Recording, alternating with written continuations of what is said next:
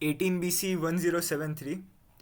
In this video, we are going to perform perform attack on Xpath vulnerability, and the tool which we are going to use is Burpsuite. Xpath vulnerabilities are basically vulnerabilities in which we exploit the XML query. It is very similar to SQL, except we are just exploiting XML instead of SQL database. XML query, sorry. The security goal which we are going to compromise is confidentiality. We are going to try and extract information which is out of our scope, and hence we are compromising confidentiality. These are the following steps which are going to follow. The first step is to set up proxy configuration. For this, we are going to go in our browser. We are going to go in setting. We'll go in network setting. In network setting, we'll have option no proxy, auto proxy. We are going to select manual proxy. We'll set up HTTP proxy ID as IP as localhost 127.0.0.1, and we'll set up port at 8080. And the reason we are setting 8080 is because Burpsuite is running also on 8080. If Burpsuite is running on 8090, we'll put it as 8090. Now that this is done, we have successfully set up the proxy configuration. The next step is to turn off intercept.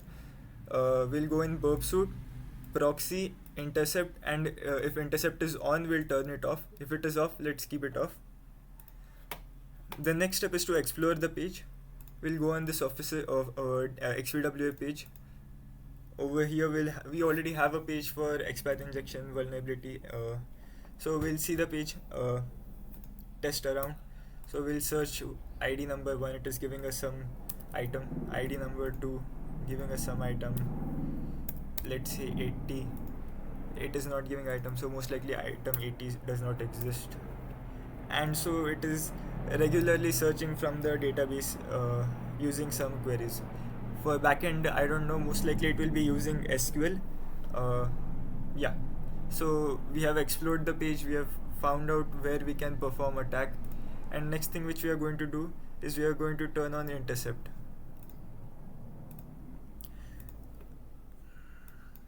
Then we are going to intercept a request. So we'll go here, we'll enter any item, and we'll send the item.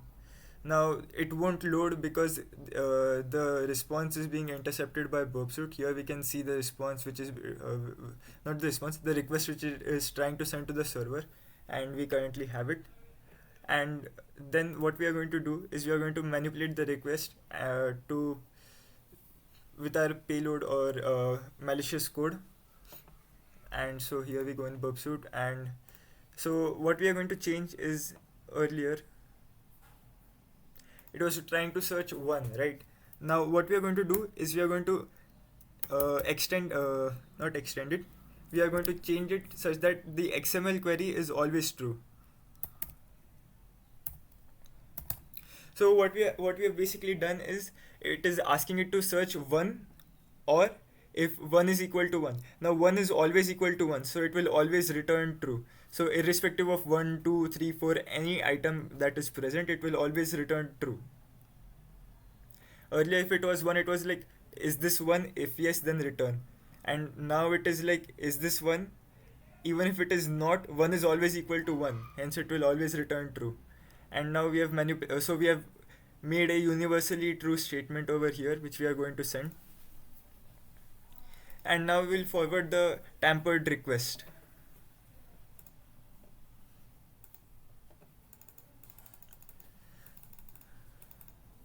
And now that we have forwarded the request, the next thing we have to do is we will do is view the output on browser. And as we can see over here, we are able to see all the information. There are apparently only 10 items, and we are able to see information about all of them. Hence, we have basically exposed the entire database. The reason we are performing it in Burpsuite and not over here, because if there is any JavaScript validation which prevents us from entering like if it does not allow you to enter non-number characters, then you won't be able to put quotations or in the given statement. Hence, we will intercept it in Burpsuite and then send the request. Thus, we have successfully performed the Xpath vulnerability, and we are able to get information which we wouldn't have access to. Thank you.